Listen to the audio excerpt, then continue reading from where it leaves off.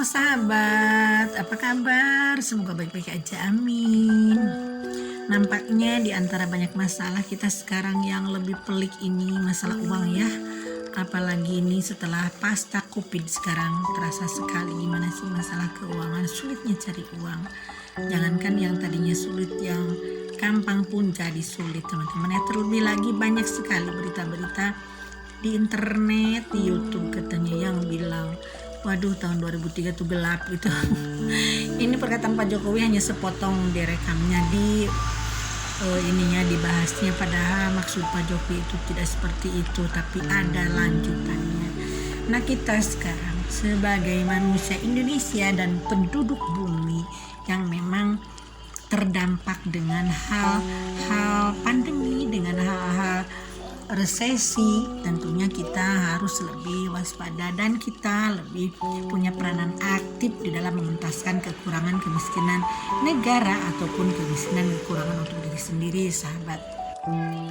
Banyak cara kita untuk mencari uang itu seperti apa, sampai jor-joran mencari uang.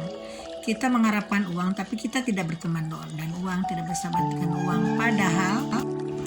Padahal uang ini harus diperlakukan dengan baik, dan uang pun akan suka dengan kita yang dengan orang yang memperlakukannya dengan baik, dengan hormat, dengan tulus, dengan spesial gitu teman-teman ya.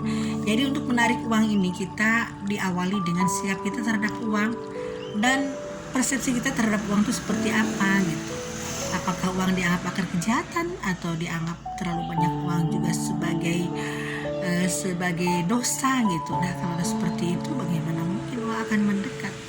Jadi kita sekali lagi harus dekat dengan uang secara psikologis supaya uang datang berbondong-bondong pada kita. Caranya gampang, banyak sekali konsep tentang uang, tentang sikap kita terhadap uang, bagaimana supaya uangnya datang dan tidak menjauh, teman-teman. Pertama, kita harus berterima kasih kepada uang. Jadi kan bagaimanapun uang ini memang hampir semua masalah bisa diselesaikan dengan uang. Memang uang bukan segala-galanya, tapi tanpa uang kita tidak bisa menyelesaikan banyak masalah, teman-teman. Benar kan?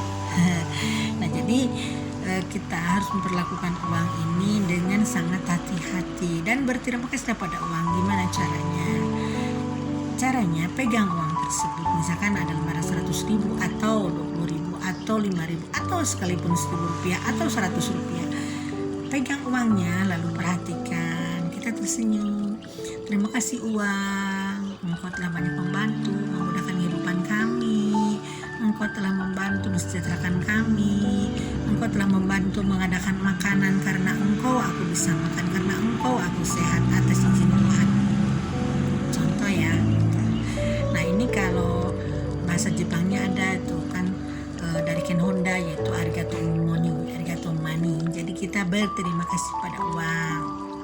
Kedua, uang suka diperlakukan dengan hormat. Contohnya begitu.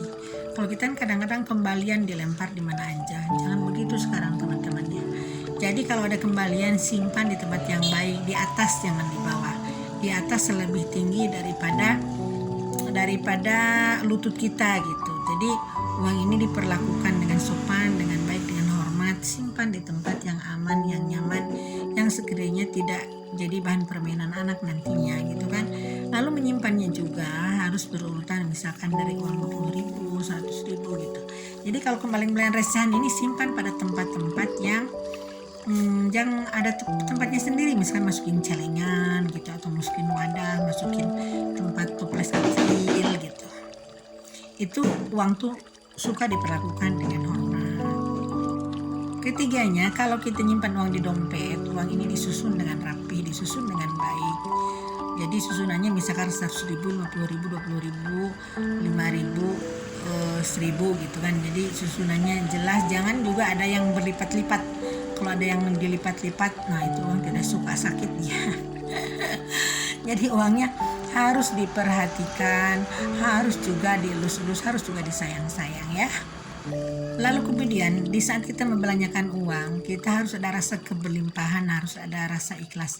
Jadi kasih mantra-mantra dulu uang, aku belanjakan engkau sekarang ke warung X misalkan. Nanti kalau engkau sudah di warung Ibu X, tolong nanti perbanyak temanmu ya, undang teman-temanmu yang lebih banyak lagi.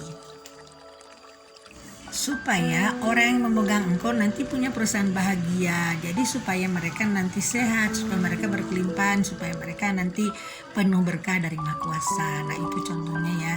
Jadi memperlakukan uang ini sangat penting. Kalau kita kesulitan uang, kita harus perlakukan dulu uang sebagai teman, sebagai sahabat. Setelah uang diperlakukan sebagai teman, sebagai sahabat, nanti uang pun akan mau datang sama kita sebagai teman, sebagai sahabat, sebagai orang yang memudahkan hidup kita. Jadi sekali lagi, hormati uang, hargai uang, berterima kasihlah pada uang, teman-teman ya. Oke teman-teman, sekian dulu, mudah-mudahan uangnya berkelimpahan datang. Dan mudah-mudahan semua utang-utangnya terbayar dan semua masalah akan tuntas. Tentunya dengan uang, dengan izin Tuhan Yang Maha Kuasa. Oke, sekian dulu teman-teman dari Reperna.